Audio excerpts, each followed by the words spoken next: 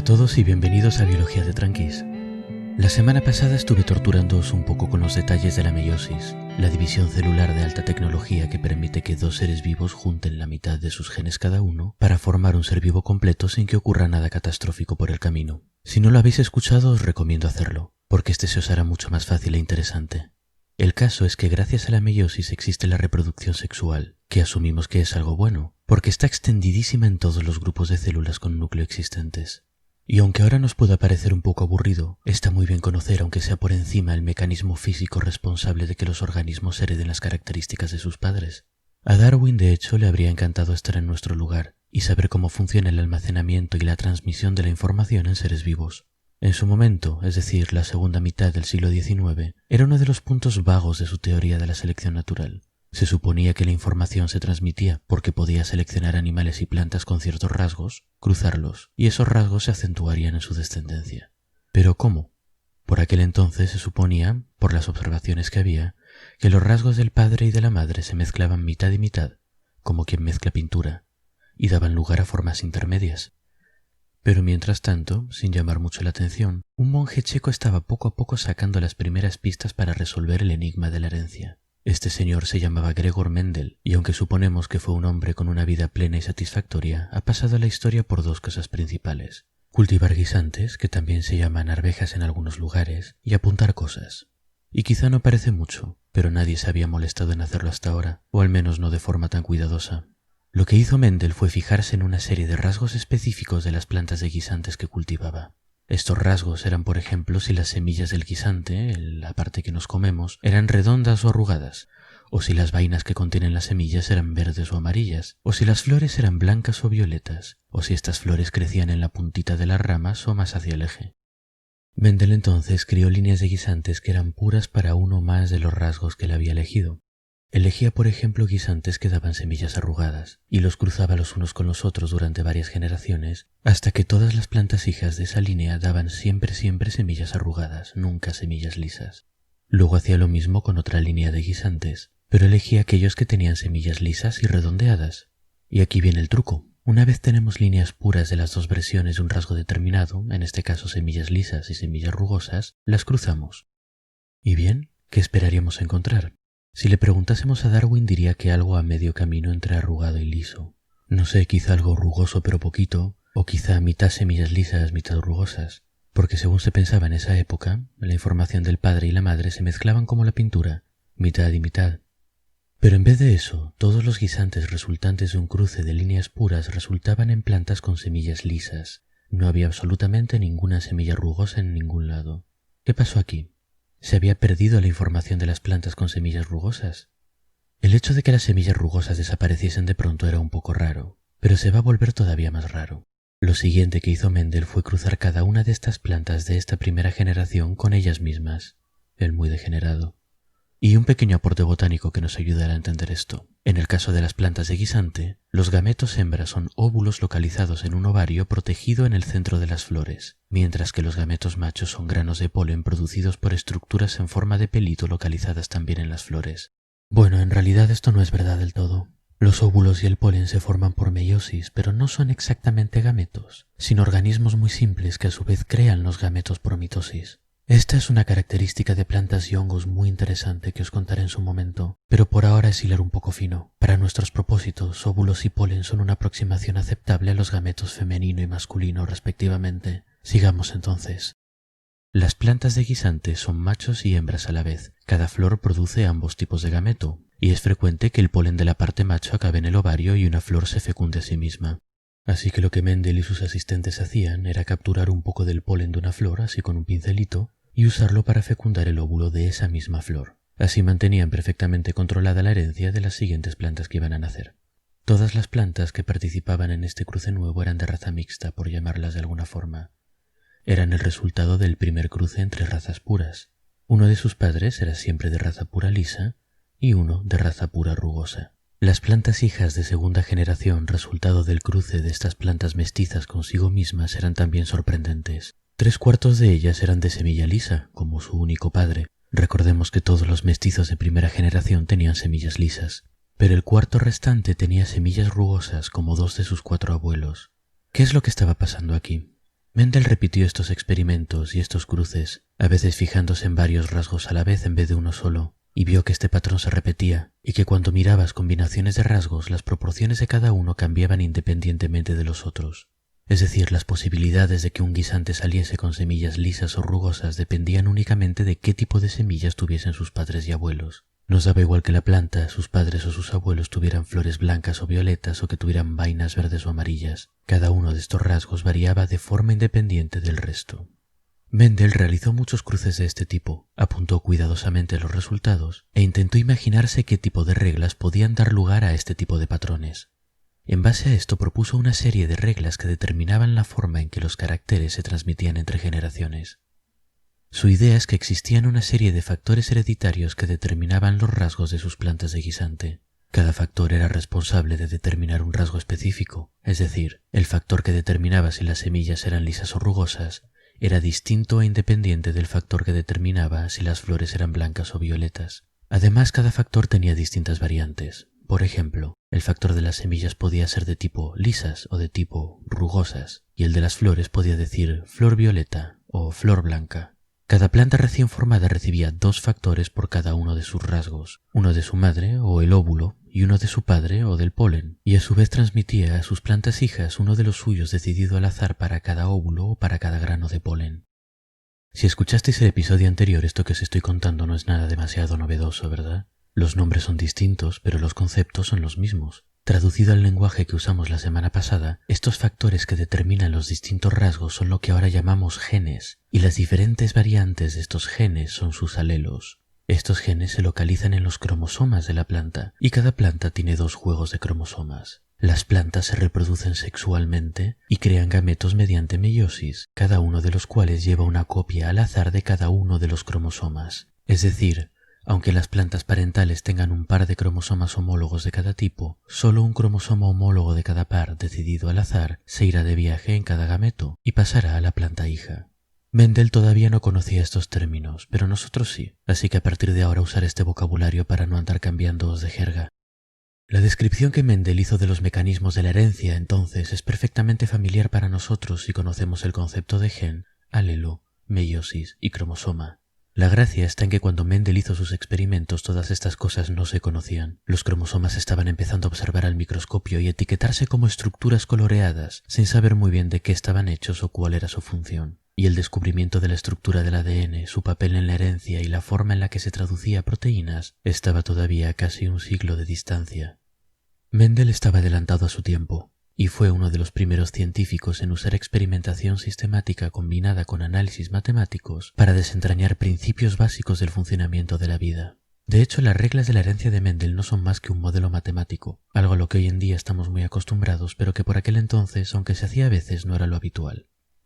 Y todavía me queda una regla de Mendel por explicaros, y esta sí que no la sabíamos, porque hasta ahora nos estábamos fijando solo en la información que llevan los genes y no en su resultado práctico. Mendel dijo también que según lo que él observaba, uno de los alelos de cada gen era dominante, es decir, su presencia determinaba la forma que iba a tomar el rasgo en la planta adulta, independientemente de si había otros alelos presentes para ese mismo gen. La regla de dominancia es la que nos explica los extraños resultados del experimento que vimos antes, el de las plantas con semillas lisas y rugosas. Vamos a ver los experimentos de nuevo, y a poner la cámara lenta para seguir bien la jugada. El primer cruce de nuestro experimento comenzaba con 2 líneas de plantas que eran genéticamente puras para los rasgos de semillas lisas y semillas rugosas respectivamente. Es decir, aunque cada planta tenía 2 copias del gen de textura de semillas, los 2 alelos eran iguales. Es decir, los genes de la línea de semillas lisas decían lisa-lisa y los de semillas rugosas decían rugosa-rugosa. Ahora bien, cuando cruzamos una lisa-lisa con una rugosa-rugosa, cada gameto de cada una de ellas va a llevar uno de sus 2 alelos al azar. Aquí no hay mucho que pensar. La planta lisa solo puede transmitir alelos lisa y la planta rugosa solo puede transmitir alelos rugosa. Cualquier planta que resulte de un cruce entre estas 2 líneas recibirá por fuerza una copia del alelo lisa y una copia del alelo rugosa. Sus genes serán, pues, lisa-rugosa. Sin embargo, todas las plantas lisa-rugosa tienen semillas lisas. Aquí nos queda un poco más claro el concepto de dominancia. El alelo lisa es dominante sobre el rugosa, lo silencia, por así decir. A los pobres alelos como rugosa que se dejan dominar tan fácilmente los llamamos recesivos. Y ahora que sabemos cómo funciona la dominancia, es relativamente fácil entender los resultados del segundo experimento. Estamos cruzando plantas lisa rugosa con ellas mismas. Cuando una planta lisa rugosa crea un gameto nuevo, le pasará uno de sus alelos al azar. Un grano de polen, por ejemplo, tendrá un 50% de posibilidades de llevar un alelo lisa y un 50% de llevar un alelo rugosa. Nos podemos imaginar tirando una moneda al aire. Si sale cara, pasamos el alelo liso, y si sale cruz, pasamos el alelo rugoso. Y lo mismo para el óvulo. Si queremos crear una planta nueva, tenemos que emparejar dos de estos gametos al azar, así que es como si estuviésemos tirando dos monedas a la vez. Si hacemos esto, tenemos 4 resultados posibles. En uno de ellos sale cara en las dos monedas, dos alelos lisos. En otro nos sale cara en la primera moneda y cruz en la segunda. Tendremos una planta con liso y rugoso. En un tercero tenemos cruz en la primera moneda y cara en la segunda. Para los efectos de genética no nos importa el orden, así que la planta tendrá, al igual que en el segundo caso, un alelo liso y otro rugoso. Finalmente, una de cada 4 veces nos saldrá cruz en las dos monedas, y la planta resultante tendrá dos alelos rugosos. Si os suena un poco lioso así de palabra, probad a tirar dos monedas vosotros mismos y lo entenderéis enseguida. Estas posibilidades entonces son un cuarto o un 25% para lisa-lisa, cara a cara, un cuarto o un 25% para rugosa-rugosa, cruz-cruz, y un medio o un 50% para lisa rugosa, con una cara y una cruz en cualquier combinación. Pero si nos interesa solo la forma de las semillas y recordamos la regla de dominancia, las cosas se simplifican mucho. 3/4 de estas plantas tienen al menos un alelo lisa, así que sus semillas saldrán lisas. Las únicas semillas que saldrán rugosas serán las de plantas que tengan dos alelos rugosas, las que hayan sacado dos cruces en sus monedas, es decir, un cuarto de todas las plantas que cultivemos. Este es el patrón que vio Mendel, y todo esto de los factores, la dominancia, etc. es el mecanismo que él dio para explicarlo. Y tenía razón. Hoy en día conocemos la causa de que las semillas salgan rugosas. Es una proteína que es parte del proceso de convertir azúcares en almidón. Esta proteína está codificada por un gen, como todas, y este gen a veces tiene una mutación que inutiliza la proteína. Si esta proteína no funciona bien, las semillas van cargadas de mucho azúcar que no puede convertirse en almidón. Debido a todo ese azúcar y a la ósmosis, se cargan de agua y se hinchan mucho al formarse. Más adelante, al madurar, se resecan y pierden volumen rápidamente, y toda la piel sobrante que tienen de sus tiempos más obesos se encoge con ellas y se arruga. La razón de que la forma lisa de la semilla sea dominante es que la planta tiene 2 copias de cada gen, así que si el alelo del otro cromosoma es funcional no pasa nada. Tenemos un respaldo, una proteína funcional. El almidón se sigue procesando correctamente y las semillas salen lisas. Los 2 alelos tienen que estar averiados para que el almidón se procese mal y la semilla salga rugosa.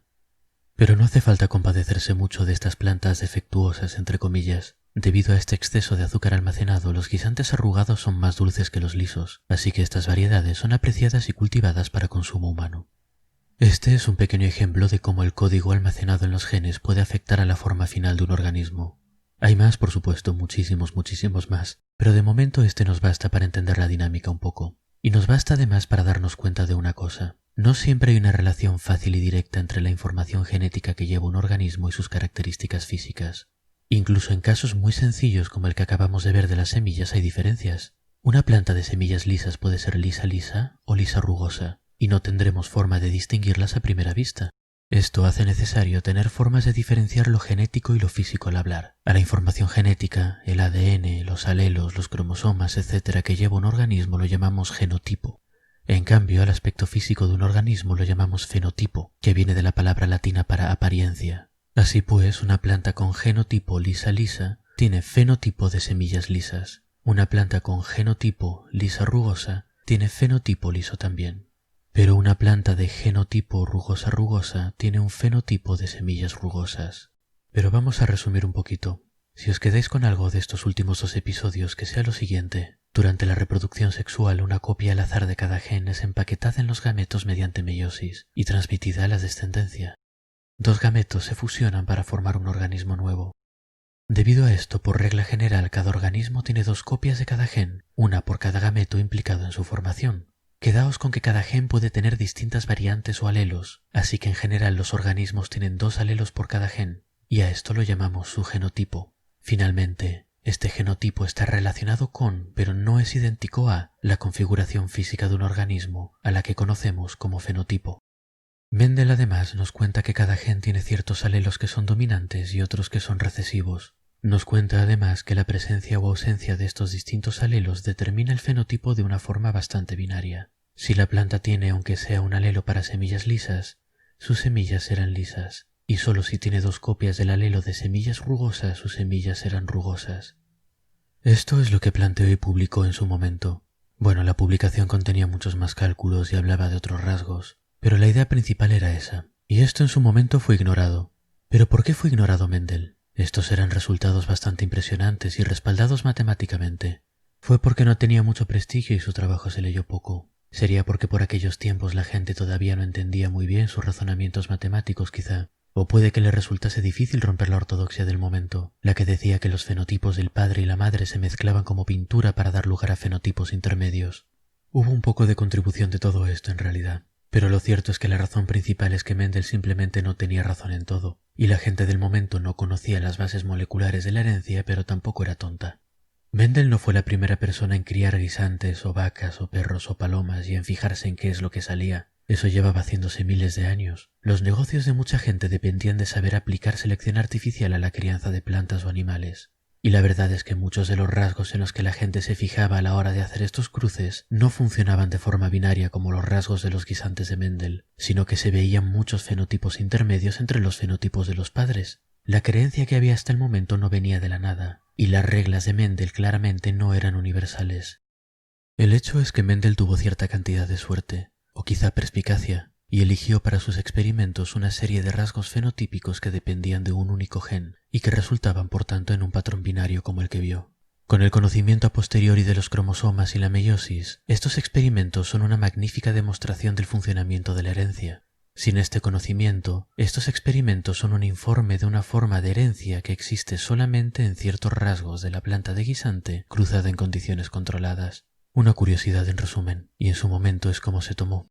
Tuvieron que pasar unas décadas para que la comunidad científica apreciase el trabajo de Mendel, y me temo que para aquel entonces nuestro pobre monje ya había muerto.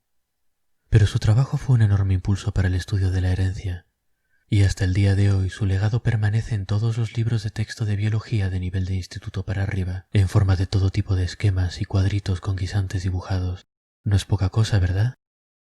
La semana que viene hablaremos un poco de todo lo que se quedó en el tintero de Mendel, de por qué la determinación y herencia de muchos rasgos fenotípicos no se corresponde con el tipo de patrones que vemos en las semillas de los guisantes, y de la gente que por fin definiría lo que hoy en día conocemos como genética clásica. Hasta entonces pues, y espero que hayáis disfrutado el episodio.